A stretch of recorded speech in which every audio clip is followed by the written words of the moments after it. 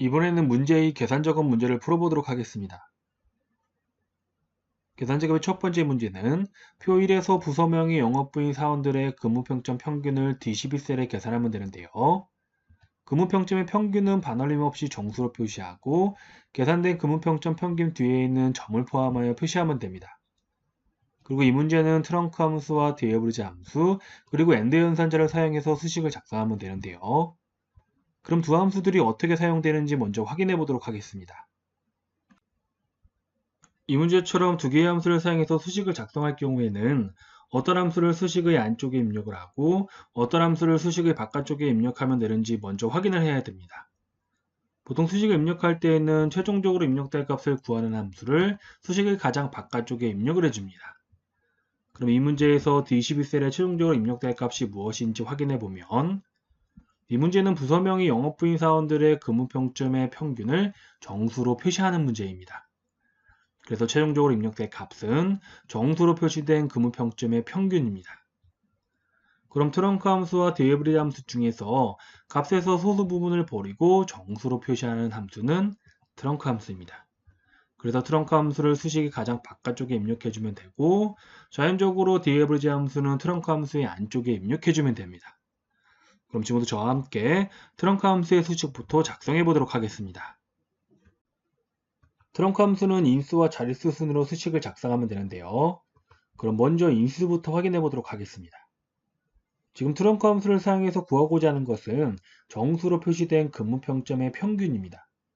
그런데 이 평균은 전체 사원들에 대한 평균이 아니라 부서명의 영업부인 사원들에 대한 평균을 구하는 것입니다. 그래서 트렁크 함수의 인수란에는 부서명의 영업부인 사원들의 근무평점에 대한 평균을 지정하면 되는데요. 이것은 조건을 만족하는 것들에 대한 평균을 계산하는 디에브리지 함수를 사용해서 수식으로 작성하면 됩니다. 그럼 이번에는 디에브리지 함수의 수식을 작성해 보도록 하겠습니다. 디에브리지 함수는 범위와 열번호 그리고 조건 순으로 수식을 작성하면 되는데요. 그럼 먼저 범위부터 확인해 보면 디에브리지 함수나 dsum, dcount 함수는 모두 데이터베이스 함수인데요. 이 데이터베이스 함수의 범위는 그냥 문제에 주어진 표 전체 영역을 지정하면 됩니다. 그래서 디에브리지 함수의 범위로는 표 전체 영역을 지정하면 되는데요. 자, 화면 오른쪽에 있는 표 1에서 표 전체 영역을 확인해 보면 A2에서 D11 영역이네요. 그래서 Daverage 함수의 범위란에는 표 전체 영역인 A2에서 D12 영역을 지정합니다. 다음으로 Daverage 함수의 열번호를 확인해 보면 이 열번호는 범위에서 우리가 결과적으로 찾을 값이 들어있는 열의 위치를 지정하면 됩니다. 지금 Daverage 함수를 사용해서 구하고자 하는 것은 부서명의 영업부인 사원들의 근무평점에 대한 평균입니다. 그래서 결과적으로 구할 값은 근무평점인데요. 그럼 오른쪽에 있는 표 1에서 자, 근무평점이 범위의 몇 번째 열에 있는지 확인해 보면 자, 첫 번째, 두 번째, 세 번째, 네 번째 열에 있네요. 그래서 디브리지 함수의 열번호 안에는 숫자 4를 직접 입력해 주면 됩니다. 마지막으로 디브리지 함수의 조건을 확인해 보면 지금 디브리지 함수를 사용해서 구하고자 하는 것은 부서명의 영업부인 사원들의 근무평점에 대한 평균입니다. 그래서 조건은 부서명의 영업비인 것을 지정하면 되는데요. Daverage 함수의 조건은 자, 첫 번째 셀에는 그 조건이 들어있는 필드명이 입력되어 있고 그 필드명 아래에 조건이 입력되어 있는 영역을 지정해 주면 됩니다. 그래서 오른쪽에 있는 표 1에서 자, 부서명이 있는 영역을 확인해 보면 자, B2셀에는 부서명이란 필드명이 입력되어 있고 그 아래에는 영업부가 입력되어 있네요. 그래서 Daverage 함수의 조건 안에는 부서명과 영업부가 입력되어 있는 B2에서 B3 영역을 지정해 주면 됩니다. 근데 참고로 자, B3셀에 영업부가 아닌 생산부나 홍보부가 입력되어 있는 경우에는요. 이 영역을 조건으로 사용할 수 없습니다. 자, 이럴 경우에는 임의의 셀에 부서명과 영업부를 입력한 다음 해당 영역을 조건으로 지정해 주면 됩니다. 자, 이것은 참고로 알아두세요. 자, 지금까지 구한 모든 것들을 Daverage 함수에 넣어주게 되면 먼저 Daverage 함수의 범위란에는 표 전체 영역인 A에서 D11 영역이 들어가게 되고 열번호 안에는 근무평점의 열 위치인 숫자 4가 마지막으로 조건 안에는 부서명의 영업부인 영역인 B2에서 B3 영역이 들어가게 됩니다. 다음으로 트렁크 함수의 자릿수를 확인해 보도록 하겠는데요. 자, 트렁크 함수를 사용해서 구하고자 하는 것은 정수로 표시된 근무평점의 평균입니다. 그래서 자릿수는 정수로 지정해 주면 되는데요. 이 정수는 자릿수를 0으로 입력하면 됩니다. 그런데 이 0은 생략이 가능합니다. 보통 수식을 입력할 때 생략이 가능한 것들은 자, 대부분 생략을 해줍니다. 그래서 저도 이 문제에서 트렁크 함수의 자릿수는 생략을 하도록 하겠습니다. 자, 그래서 지금까지 구한 것들을 모두 트렁크 함수에 입력하게 되면 트렁크 함수의 인수란에는 부서명의 영업부인 사원들의 근무평점의 평균을 계산하는 디에브리지 함수 수식이 입력되게 되고, 자, 자릿수는 생략이 가능하기 때문에 생략을 하도록 하겠습니다. 마지막으로 이 문제는 근무평점의 평균 뒤에 점을 이어서 표시해 줘야 되기 때문에 자, AND 연산자와 점을 입력해 주면 됩니다. 그런데 이 점은 문자이기 때문에 반드시 큰 따옴표로 묶어서 입력해 주면 됩니다. 지금까지 저와 함께 트렁크 함수와 디에브리지 함수를 사용해서 수식을 작성해 보았는데요. 그럼 지금 입력한 수식을 엑셀 파일로 넘어가서 직접 작성해 보도록 하겠습니다. 먼저 수식을 입력할 D12셀을 선택을 하고 는을 입력합니다. 그리고 트렁크 함수를 입력하기 위해서 알파벳 TR을 입력을 하고 트렁크 함수를 선택한 다음 탭키를 눌러서 열개가로까지 입력을 합니다. 그리고 첫 번째로 지정할 것은 트렁크 함수의 인수인데요. 지금 트렁크 함수를 사용해서 구하고자 하는 것은 정수로 표시된 근무평점의 평균입니다. 그런데 이 평균은 부서명의 영업부인 사원들에 대한 평균이기 때문에 이것은 디에브리지 함수를 사용해서 수식으로 작성해 줘야 됩니다. 그래서 인수란에 디에브리지 함수를 입력하기 위해서 다시 알파벳 DA를 입력을 하고 디에브리지 함수를 선택한 다음 탭키를 눌러서 10개로까지 입력을 합니다. 그리고 이번에는 디에브리지 함수의 범위를 지정해 보도록 하겠는데요. 앞에서도 말씀을 드렸지만 디에브리지 함수나 dsum, dcount 함수 같은 데이터베이스 함수의 범위는 그냥 문제에 주어진 표 전체의 영역을 지정하면 됩니다. 그래서 디에브리지 함수의 범위에는 표 전체 영역인 A에서 D11 영역을 자, 입력해주면 됩니다. 다음으로 콤마를 입력한 다음 두 번째로 지정할 것은 디에브리지 함수의 열번호인데요. 이 열번호는 범위에서 우리가 결과적으로 찾을 값이 들어있는 열의 위치를 지정해주면 됩니다. 지금 구하고 있는 것은 근무평점의 평균이기 때문에 범위에서 근무평점이 몇 번째 열에 있는지 확인해 보면 첫 번째, 두 번째, 세 번째, 네 번째 열에 있네요. 그래서 디에브리지 함수의 열번호 안에는 숫자 4를 직접 입력을 합니다. 그리고 콤마. 마지막으로 디에브리지 함수의 조건을 지정해 주면 되는데요. 지금 디에브리지 함수를 사용해서 구하고자 하는 것은 부서명의 영업부인 사원들의 근무평점의 평균입니다. 그래서 조건은 부서명의 영업부인 것이 되겠습니다. 그래서 디에브리지 함수의 조건란에는 부서명과 영업부가 입력되어 있는 B2에서 B3 영역을 지정을 합니다. 다음으로 디에브리지 함수의 닫기 가로를 입력을 하고 이번에는 트렁크 함수의 자릿수를 지정하면 되는데요. 지금 트렁크 함수를 사용해서 구하고자 하는 것은 정수로 표시된 근무평점의 평균인데 정수는 자릿수를 0으로 입력해주면 됩니다. 그런데 이 0은 생략이 가능하기 때문에 자릿수는 생략을 하고 바로 트렁크 함수의 닫기 가로를 입력하도록 하겠습니다.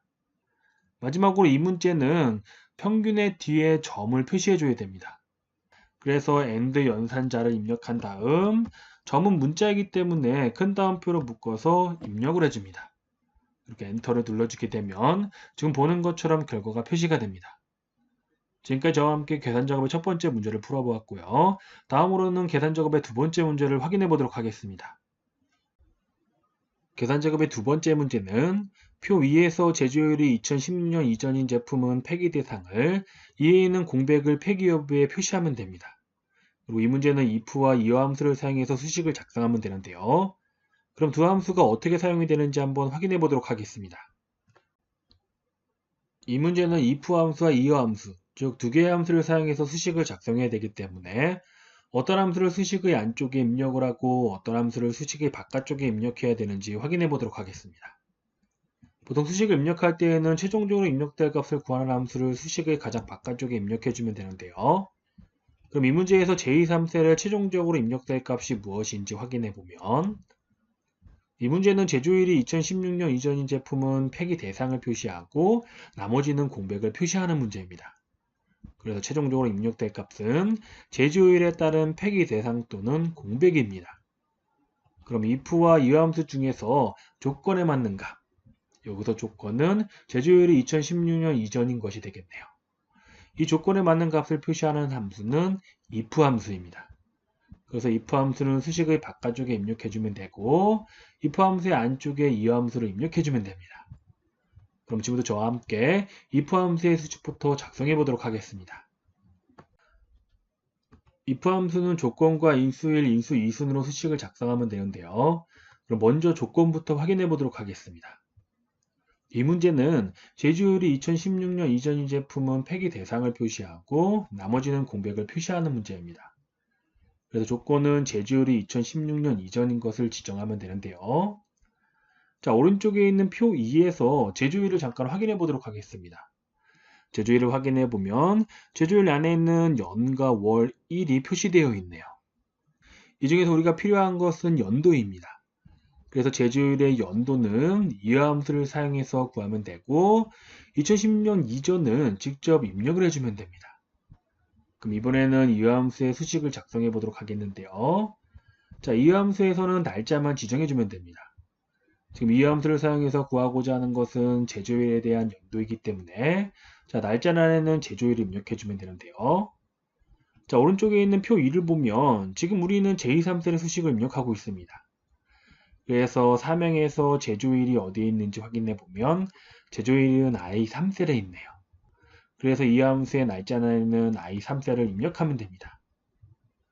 자, 이것을 이 함수에 넣어주게 되면 지금 보는 것 같이 이 함수의 수식이 완성이 됩니다. 다음으로는 if 함수의 인수 1을 지정해 보도록 하겠는데요. 이 인수 1에는 위에서 입력한 조건을 만족했을 경우에 표시할 값을 지정해 주면 됩니다. 이 문제는 제조일이 2016년 이전인 제품은 폐기 대상을 표시하고 나머지는 공백을 표시하는 문제이기 때문에 인수 1에는 폐기 대상을 입력해주면 됩니다. 그런데 이 폐기 대상은 문자이기 때문에 반드시 큰 따옴표로 묶어서 입력해줘야 됩니다. 마지막으로 if 함수의 인수 2를 지정해 보면 자, 위에서 입력한 조건을 만족하지 않았을 경우에는 공백을 표시해줘야 됩니다. 공백은 그냥 큰 따옴표 2개를 입력해주면 됩니다. 지금까지 입력한 모든 수식을 if 함수에 넣어주게 되면 if 함수의 조건란에는 제조일이 2016년 이전이란 수식이 들어가게 되고 인수 1에는 조건을 만족했을 경우에 표시할 값인 폐기 대상이 인수 2에는 조건을 만족하지 않았을 경우에 표시할 공백이 입력되게 됩니다. 그럼 다음으로 엑셀 파일로 넘어가서 지금 입력한 수식을 직접 작성해 보도록 하겠습니다. 먼저 수식을 입력할 첫 번째 셀인 제2,3셀을 선택을 하고 는을 입력을 합니다. 그리고 if 함수를 입력하기 위해서 알파벳 i를 입력을 하고 if 함수가 선택된 상태에서 탭키를 눌러서 열개월까지 입력을 합니다. 그리고 첫 번째로 if 함수의 조건을 지정해 보도록 하겠는데요. 이 문제는 제조일이 2016년 이전인 제품은 폐기 대상을 표시하고 나머지는 공백을 표시하는 문제입니다. 그래서 조건은 제조일이 2016년 이전인 것을 지정해 주면 되는데요. 왼쪽에 있는 제조일을 보면 현재 연, 월, 일로 표시되어 있습니다. 이 중에서 우리가 필요한 것은 연도이기 때문에 이 연도는 이어 함수를 사용해서 추출하면 됩니다.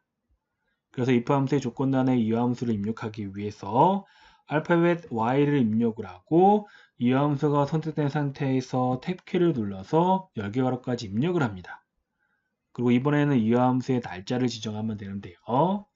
지금 이어 함수를 사용해서 구하고자 하는 것은 제조일 중에서 연도입니다. 그래서 이어 함수의 날짜란에는 제조일이 있는 i3셀을 지정을 합니다. 그리고 이어 함수의 닫기 가로를 입력한 다음 조건은 제조일이 2016년 이전인 것이기 때문에 이어 함수 뒤쪽에 2016 이하를 입력을 합니다. 016을 입력을 합니다. 그리고 콤마. 자, 지금까지 조건을 입력했고요. 다음으로는 if 함수의 인수 1을 지정해 보도록 하겠는데요. 인수 1에는 방금 입력한 조건을 만족했을 경우에 표시할 값을 지정해 주면 됩니다. 자, 이 문제는 제조일이 2016년 이전인 제품은 폐기 대상을 표시하고 나머지는 공백을 표시하는 문제이기 때문에 조건을 만족했을 경우에 표시할 값인 폐기 대상을 인수 1에 입력을 해줍니다. 표기 대상은 문자이기 때문에 반드시 큰 따옴표를 묶어서 입력을 해줍니다. 그리고 콤마. 마지막으로 인수 2를 지정해 보도록 하겠는데요. 인수 2에는 조건을 만족하지 않았을 경우에 표시되어야 될 값을 지정해 주면 됩니다. 조건을 만족하지 않았을 경우에는 공백을 표시하면 되기 때문에 공백을 의미하는 큰 따옴표 2개를 입력을 합니다. 그리고 if 함수에 닫기 가로를 입력한 다음 엔터를 눌러주게 되면 결과가 표시가 되는데요. 나머지 j4에서 j12 영역에도 수식을 입력해 줘야 됩니다. 자, 수식은 각각의 셀에 직접 입력해도 되지만 자, j3셀을 선택을 하고 이 j3셀의 채우기 핸들을 이용해서 수식을 입력해 주면 됩니다. 지금까지 저와 함께 계산작업의 두 번째 문제를 풀어보았고요. 다음으로는 계산작업의 세 번째 문제를 확인해 보도록 하겠습니다. 계산작업의 세 번째 문제는 표 3에서 거래처명이 금성화학인 거래처의 미수금 합계를 이 25셀에 계산하면 되는데요. 미수금의 합계는 천의 자리에서 내림에서 만의 자리까지 표시하면 됩니다. 그리고 이 문제는 썸이프 함수와 라운드 다운 함수를 사용해서 수식을 작성하면 되는데요. 그럼 두 함수가 어떻게 사용이 되는지 한번 확인해 보도록 하겠습니다. 이 문제는 두 개의 함수를 사용해서 수식을 작성해야 되기 때문에 어떤 함수를 수식의 안쪽에 입력을 하고 어떤 함수를 수식의 바깥쪽에 입력해야 되는지 확인해 보도록 하겠습니다. 보통 수식을 입력할 때에는 최종적으로 입력될 값을 구하는 함수를 수식의 가장 바깥쪽에 입력을 해줍니다. 그럼 이 문제에서 25셀에 최종적으로 입력될 값이 무엇인지 확인해 보면 이 문제는 거래처명이 금성화학인 거래처의 미수금의 합계를 계산하는 문제인데요. 미수금의 합계는 천의 자리에서 내림을 해서 만의 자리까지 표시를 해줘야 됩니다. 그래서 결과적으로 최종적으로 입력될 값은 만의 자리까지 표시된 미수금의 합계입니다. 그럼 썸이프와 라운드 다운 함수 중에서 값을 지정한 자리에서 내림하는 함수는 라운드 다운 함수입니다. 그래서 라운드 다운 함수는 수식의 가장 바깥쪽에 입력하면 되고 썸이프 함수는 수식의 안쪽에 입력해주면 됩니다. 그럼 지금부터 저와 함께 라운드 다운 함수부터 수식을 작성해 보도록 하겠습니다. 라운드 다운 함수는 인수와 내림자리 수순으로 수식을 작성하면 되는데요. 그럼 먼저 인수부터 확인해 보도록 하겠습니다. 지금 라운드 다운 함수를 사용해서 구하고자 하는 것은 만의 자리까지 표시된 미수금의 합계인데요. 이 미수금의 합계는 전체 거래처의 미수금의 합계가 아니라 금성화학에 대한 미수금의 합계입니다. 그래서 라운드 다운 함수의 인수란에는 거래처명이 금성화학인 미수금 합계를 지정해주면 됩니다. 그런데 이것은 직접 입력할 수는 없고 수식으로 작성해 줘야 되는데요. 거래처명이 금성화학인 미수금의 합계란 것은 금성화학이란 조건을 만족하는 것에 대한 미수금의 합계를 계산하면 됩니다. 즉 이것은 조건을 만족하는 것에 대한 합계를 계산하는 썸이프 함수를 사용해서 수식으로 작성해 주면 됩니다. 그럼 이번에는 썸이프 함수의 수식을 작성해 보도록 하겠는데요. 첫 번째로 조건이 적용될 범위를 확인해 보면 지금 썸이프 함수를 사용해서 구하고자 하는 것은 거래처명이 금성화학인 거래처의 미수금의 합계입니다. 그래서 조건은 금성화학이 되겠고 조건이 적용될 범위는 금성화학이 속해 있는 거래처명 영역을 지정해 주면 됩니다.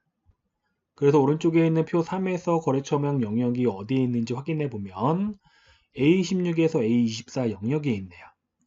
그래서 썸이프 함수의 조건이 적용될 범위 안에는 거래처명 영역인 A16에서 A24 영역을 지정하면 됩니다. 다음으로 썸이프 함수의 조건을 지정하면 되는데요. 조건은 금성화학입니다. 그래서 조건란에 금성화학을 직접 입력해주면 되는데 이 금성화학은 문자이기 때문에 반드시 큰 따옴표로 묶어서 입력을 해줘야 됩니다. 마지막으로 썸이프 함수의 합계를 구할 범위를 확인해 보면 썸이프 함수를 사용해서 결과적으로 구하고자 하는 것은 미수금의 합계입니다. 그래서 합계를 구할 범위는 미수금 영역을 지정해 주면 됩니다. 그래서 오른쪽에 있는 표 3에서 미수금이 어디에 있는지 확인해 보면 E16에서 E24 영역에 있네요. 그래서 썸이프 함수의 합계를 구할 범위 안에는 미수금 영역인 E16에서 E24 영역을 지정하면 됩니다. 지금까지 구한 것들을 모두 썸이프 함수에 넣어주게 되면 조건이 적용될 범위 안에는 거래처명 영역인 A16에서 A24 영역이 들어가게 되고 조건 안에는 금성화학이 마지막으로 합계를 구할 범위 안에는 미수금 영역인 26에서 24 영역이 들어가게 됩니다. 다음으로는 라운드 다운 함수의 내림자릿수를 지정해 보도록 하겠는데요. 이 문제에서 미수금의 합계는 만의 자리까지 표시를 해줘야 됩니다. 그럼 제가 내림자릿수를 구하는 간단한 방법을 하나 알려드리도록 하겠는데요.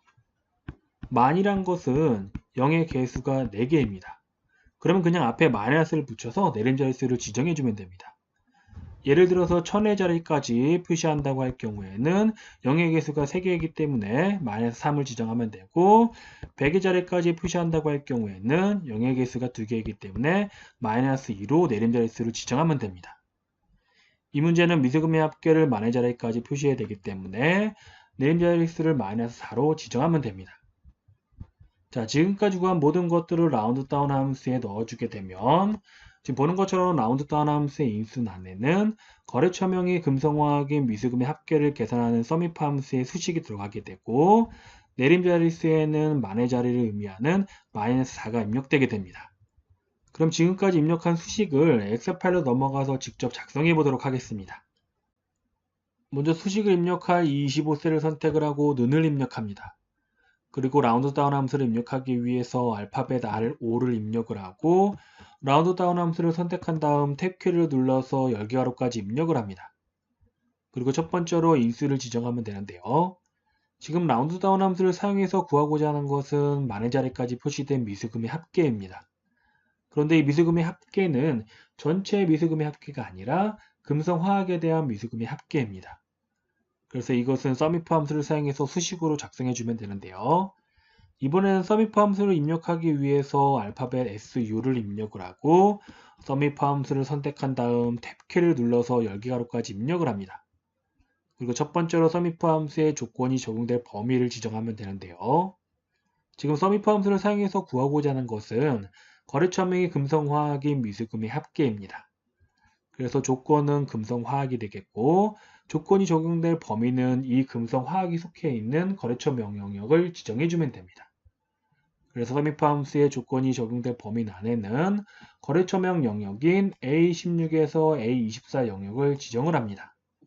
그리고 콤마. 다음 두 번째로 서밋 함수의 조건을 지정해 보도록 하겠는데요. 서밋 함수의 조건은 금성화학입니다. 금성화학은 문자이기 때문에 반드시 큰 따옴표로 묶어서 입력을 해줍니다. 그리고 콤마. 마지막으로 서밋 함수의 합계를 구할 범위를 지정하면 되는데요. 지금 서밋 함수를 사용해서 구하고자 하는 것은 금성화학에 대한 미수금의 합계입니다. 그래서 합계를 구할 범위 안에는 미수금 영역인 26에서 24 영역을 지정을 합니다. 그리고 서밋 함수의 닫기 가로를 입력을 하고 컴마를 입력합니다. 이번에는 라운드 다운 함수의 내림 자릿수를 지정하면 되는데요. 미수금의 합계는 만의 자리까지 표시를 해주면 됩니다. 만은 0의 개수가 4개이기 때문에 마이너스 4를 입력을 해서 내림 자릿수를 지정하면 됩니다. 그리고 라운드 다운 함수의 닫기 가로를 입력한 다음 엔터를 눌러주게 되면 지금 보는 것과 같이 결과가 표시가 됩니다. 지금까지 저와 함께 계산 작업의 세 번째 문제를 풀어보았고요. 다음으로는 계산 작업의 네 번째 문제를 확인해 보도록 하겠습니다. 계산 작업의 네 번째 문제는 표 4에서 회원번호를 10으로 나눈 나머지가 1이면 마포, 2이면 종로, 3이면 송파, 4이면 동작, 5이면 강남을 지역에 표시하면 됩니다. 그리고 이 문제는 추주와 모드 함수를 사용해서 수식을 작성하면 되는데요. 그럼 이 두 함수가 어떻게 사용되는지 한번 확인해 보도록 하겠습니다. 이 문제는 추주 함수와 모드 함수를 사용해서 수식을 작성해야 되기 때문에 어떤 함수를 수식의 안쪽에 입력을 하고 어떤 함수를 수식의 바깥쪽에 입력하면 되는지 확인해 보도록 하겠습니다.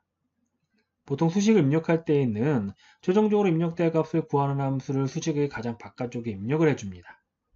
그럼 이 문제에서 제26셀에 최종적으로 입력될 값이 무엇인지 확인해 보면, 이 문제는 회원번호를 10으로 나눈 나머지가 1이며 마포를 표시하고, 2이면 종로, 3이면 송파, 4이면 동작, 5이면 강남을 표시하는 문제입니다. 즉 최종적으로 입력될 값은 회원번호를 10으로 나눈 나머지에 따른 지역명입니다. 그럼 추주와 모드 함수 중에서 인덱스 번호, 여기서 인덱스 번호는 회원번호를 10으로 나눈 나머지가 되겠습니다. 이 인덱스 번호를 이용해서 특정 번지에 있는 값을 반환하는 함수는 추주 함수입니다. 그래서 추자함수는 수식의 가장 바깥쪽에 입력을 해주면 되고, 자연적으로 모드함수는 추자함수의 안쪽에 입력해주면 됩니다. 그럼 지금부터 저와 함께 추자함수부터 수식을 작성해 보도록 하겠습니다. 추자함수는 인수와 첫 번째, 두 번째, 세 번째 순으로 수식을 작성하면 되는데요. 그럼 먼저 추자함수의 인수부터 확인해 보도록 하겠습니다. 지금 추자함수를 사용해서 구하고자 하는 것은 회원번호를 10으로 나눈 나머지에 따른 지역명입니다. 그래서 인수란에는 회원번호를 10으로 나눈 나머지를 지정해 주면 되는데요. 회원번호를 10으로 나눈 나머지는 직접 입력할 수는 없습니다. 그래서 이것은 나머지를 구하는 모드 함수를 사용해서 수식으로 작성해 주면 되는데요. 그럼 이번에는 모드 함수의 수식을 작성해 보도록 하겠습니다. 먼저 모드 함수의 인수 1을 확인해 보면 모드 함수의 인수 1에는 나눠지는 값을 지정해 주면 됩니다. 지금 모드 함수를 사용해서 구하고자 하는 것은 회원번호를 10으로 나눈 나머지이기 때문에 나눠지는 값은 회원번호를 지정해 주면 됩니다. 자, 왼쪽에 있는 표 4를 보면 현재 우리는 제16셀의 수식을 입력하고 있습니다. 그래서 16행 중에서 회원번호가 어디에 있는지 확인해 보면 회원번호는 I16셀에 있네요. 그래서 모드 함수의 인수 1에는 I16셀을 지정해 주면 됩니다. 다음으로 모드 함수의 인수 2를 확인해 보면 인수 2에는 나누는 값을 지정해 주면 되는데요. 지금 구하고 있는 것은 회원번호를 10으로 나눈 나머지입니다. 그래서 나누는 값은 10을 직접 인수 2에 입력해 주면 됩니다. 그래서 지금까지 구한 인수 1과 인수 2를 차례대로 모드 함수에 넣어주게 되면 지금 보는 것과 같이 수식이 완성이 됩니다. 다음으로는 추자 함수의 첫 번째를 지정해 보도록 하겠는데요. 자, 위쪽에서 입력한 인수. 자, 인수는 회원번호를 10으로 나눈 나머지죠. 이 회원번호를 10으로 나눈 나머지가 1일 경우에는 마포를 표시해 줘야 됩니다. 그래서 추자 함수의 첫 번째 란에는 마포를 입력해 주면 되는데요. 이 마포는 문자이기 때문에 반드시 큰 따옴표를 묶어서 입력해 줘야 됩니다. 다음으로는 추자 함수의 두 번째부터 다섯 번째까지 차례대로 지정해 보도록 하겠는데요. 자, 인수인 회원번호를 10으로 나눈 나머지가 2인 경우에는 종로를 표시하고 3인 경우엔 송파, 4인 경우엔 동작, 5인 경우에는 강남을 표시해 줘야 됩니다.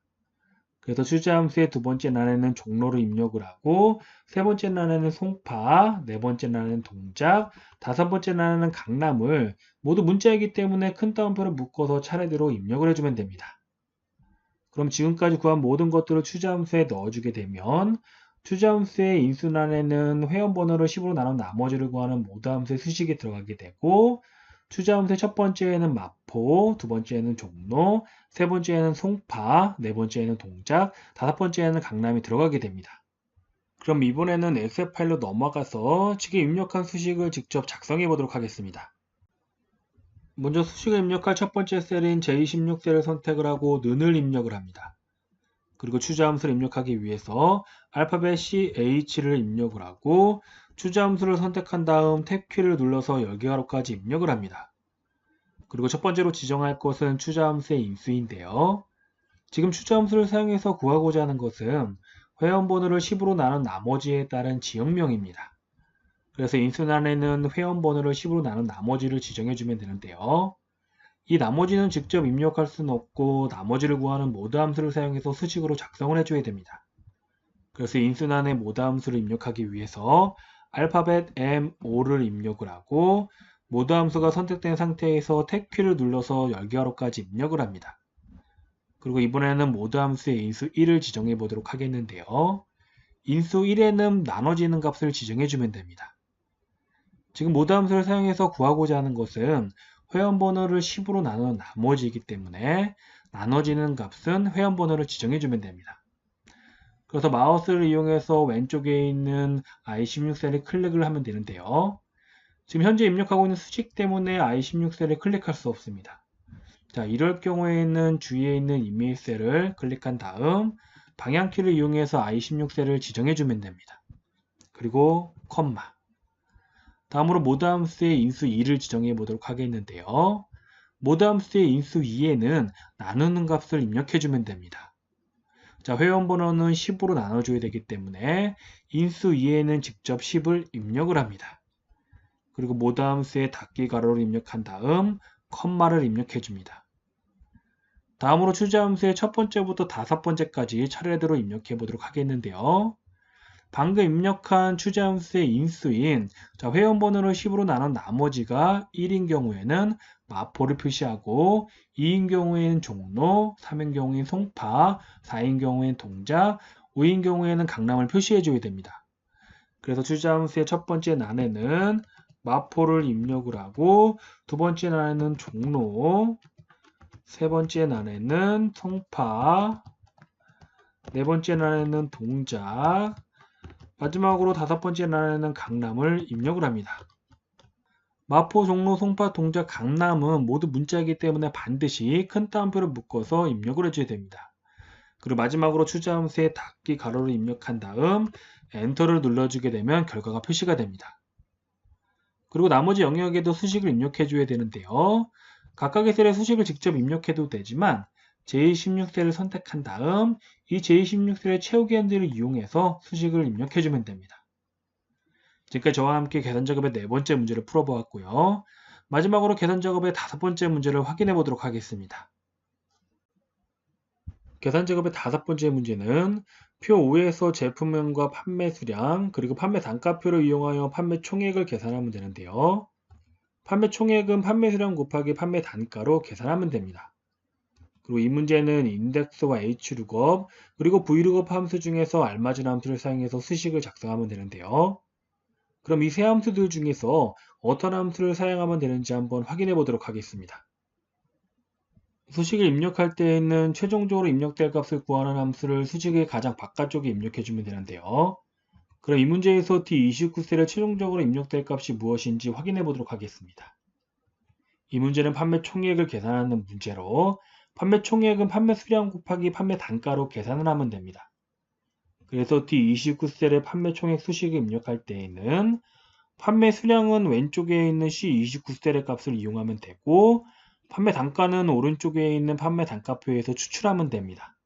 그런데 이 판매 단가는 제품명에 따라서 결정이 됩니다. 그래서 결과적으로 D29셀에 최종적으로 입력될 값은 제품 단가표 영역에서 제품명에 따른 판매 단가가 되겠습니다. 그럼 인덱스와 hlookup, vlookup 함수 중에서 범위에서 특정 위치의 셀 값을 찾아 표시하는 함수는 hlookup 함수와 vlookup 함수입니다. 그럼 두 함수 중에서 어떤 함수를 사용하면 되는지 한번 확인해 보도록 하겠는데요. 제가 간단히 구분하는 방법을 하나 알려드리도록 하겠습니다. 다시 표 5를 호출해서 오른쪽에 있는 판매 단가표를 확인해 보면 이 판매 단가표 모양은 위에서 아래쪽으로 길게 생겼습니다. 그러면 지금 제가 입력한 이 모양은 알파벳 무슨 자와 닮았나요? 그렇죠. 알파벳 V와 닮았습니다. 그래서 이 문제는 vlookup 함수를 사용해서 수식을 작성하면 됩니다. 예를 들어서 판매 단가표 모양이 왼쪽에서 오른쪽으로 길게 생겼다면 이것은 hlookup 함수를 사용해서 수식을 작성하면 됩니다. hlookup 함수와 vlookup 함수를 구분하는 간단한 방법 어렵지 않으니까 알아두세요. 그래서 이 문제에서 판매 단가는 vlookup 함수를 사용해서 수식을 작성하면 됩니다. 결과적으로 판매 총액은 C29셀에 있는 판매 수량과 vlookup 함수를 이용해서 추출한 판매 단가를 곱해주면 됩니다. 그럼 이번에는 vlookup 함수를 사용해서 판매 단가를 추출하는 수식을 작성해 보도록 하겠습니다.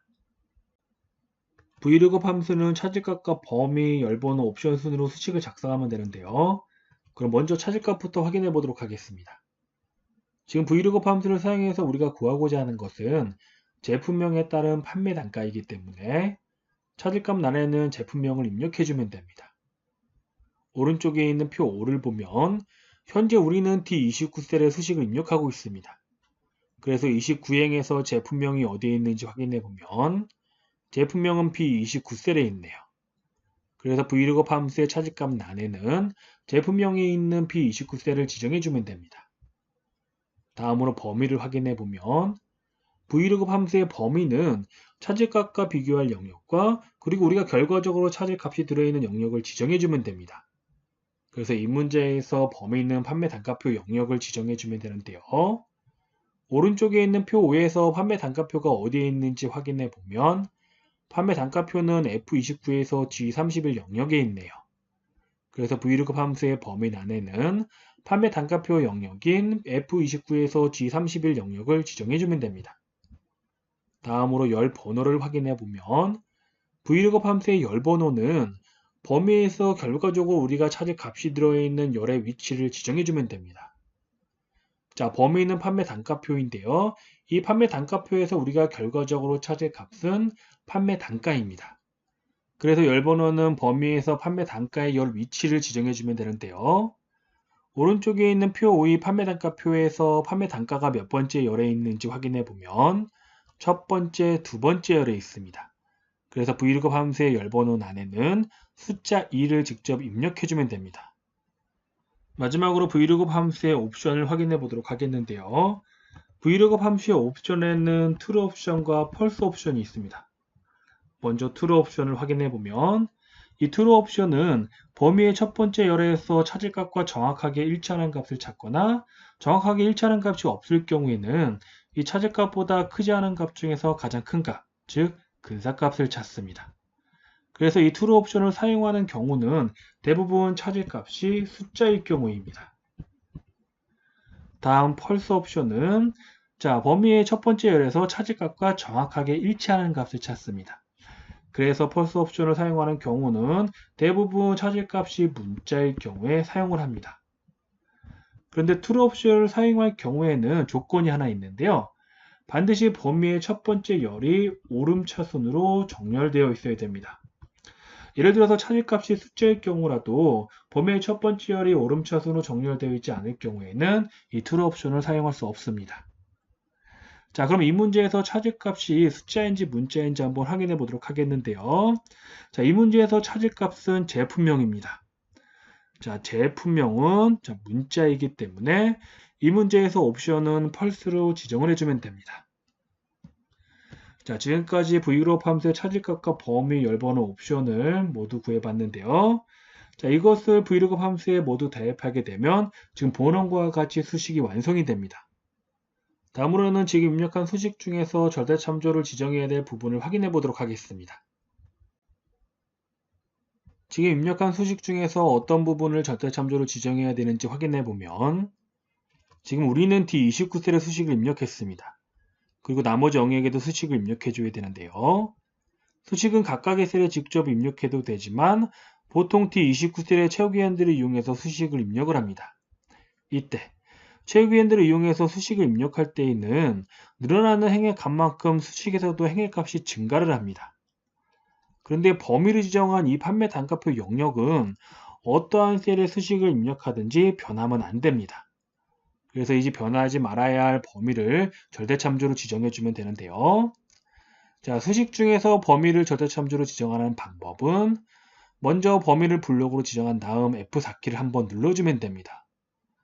참고로 지금은 설명을 하기 위해서 절대참조를 가장 마지막에 지정을 했지만 실제로 수식을 입력할 때에는 범위를 지정할 때 F4키를 눌러서 절대참조로 지정을 해주면 됩니다. 그럼 마지막으로 지금 입력한 수식을 엑셀 파일에서도 직접 작성해 보도록 하겠습니다.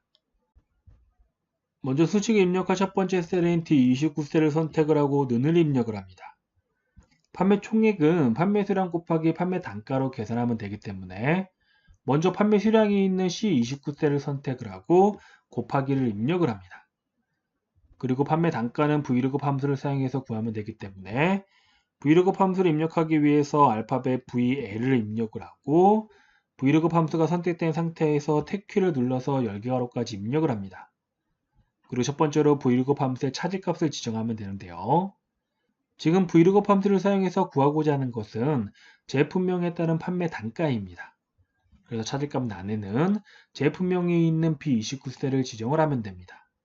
그리고 콤마.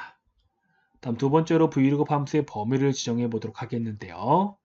Vlookup 함수의 범위는 방금 입력한 찾을 값과 비교할 영역과 우리가 결과적으로 찾을 값이 들어있는 영역을 지정해 주면 됩니다. 그래서 이 문제에서 범위는 판매 단가표 영역인 F29에서 G31 영역을 지정해 주면 됩니다. 그리고 범위는 반드시 F4키를 한번 눌러서 절대참조로 지정해 줘야 되는데요. 제가 앞쪽에서 말씀을 드렸지만 D29셀의 수식을 입력한 다음 나머지 영역은 D29셀의 채우기한들을 이용해서 수식을 입력할 예정인데요. 자, 채우기 핸들을 이용해서 수식을 입력할 때에는 늘어나는 행의 값만큼 수식에서도 행의 값이 증가를 합니다. 그런데 이 범위로 지정한 판매 단가표 영역은 어떠한 셀에 입력하든지 변하면 안 되기 때문에 F4키를 한번 눌러서 절대 참조로 지정을 해줘야 됩니다. 자, 범위를 지정했기 때문에 컴마를 입력하고 이번에는 열 번호를 지정해 보도록 하겠는데요. Vlookup 함수의 열 번호는 범위에서 우리가 결과적으로 찾을 값이 들어있는 열의 위치를 지정해 주면 됩니다. 자, 범위에 있는 판매 단가표 영역이고 우리가 결과적으로 찾을 값은 판매 단가입니다. 그래서 판매 단가표 영역에서 판매 단가가 몇 번째 열에 있는지 확인해 보면 첫 번째, 두 번째 열에 있네요. 그래서 열 번호 안에 있는 숫자 2를 직접 입력해 주면 됩니다. 그리고 컴마를 입력을 하고 마지막으로 Vlookup 함수의 옵션을 지정하면 되는데요. 제가 앞에서도 말씀을 드렸지만 찾을 값이 숫자일 경우에는 true 옵션을 지정을 하고 찾을 값이 문자일 경우에는 false 옵션을 지정해 주면 됩니다. 지금 Vlookup 함수에서 찾을 값은 제품명이고 제품명은 문자로 입력되어 있기 때문에 옵션은 false로 지정을 해주면 됩니다. 마지막으로 Vlookup 함수에 닫기 가로로 입력한 다음 엔터를 눌러주게 되면 지금 보는 것처럼 결과가 표시가 됩니다. 그리고 나머지 영역은 D29셀의 채우기 핸들을 이용해서 수식을 입력해주면 됩니다. 지금까지 저와 함께 계산 작업 문제를 풀어보았습니다.